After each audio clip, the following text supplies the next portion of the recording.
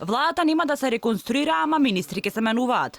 Повеќе пати најавената корекција на главните играчи во кабинетот на Заев дефинитивно ќе се случи, но кого се ќе опфати се уште е отворено.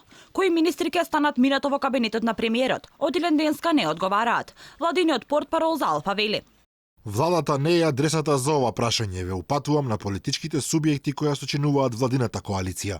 Тактизира и премиерот кој периодов на јавни настапи потврдува промена на министри, но не ги открива персоналните решенија. Ако некој министер не доаѓа во владата, логично е дека треба владата да седне да размисли тоа да се промени.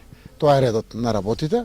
Секако разговараме со коалиционите партнери кои споделиле одговорност со нас и во делот на другите ресори. Ако се случат такви потреби, да. Во отсуство на конкретни информации, се погласни се гласините за одредени смени на министерски позиции. Па така гласно се шпекулира дека актуелната државна секретарка за внатрешни работи, Магдалена Несторовска, ќе станела нов министер во овој ресор.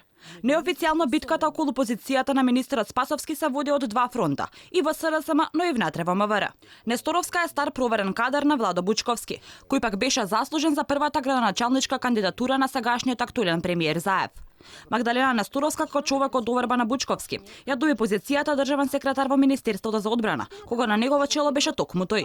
Во техничката пржинска влада, Несторовска беше шеф на кабинетот на министерот Оливер Спасовски, а пред да ја добие државната функција, државен секретар на МВР, беше координатор на советничката група во општина Карпаш.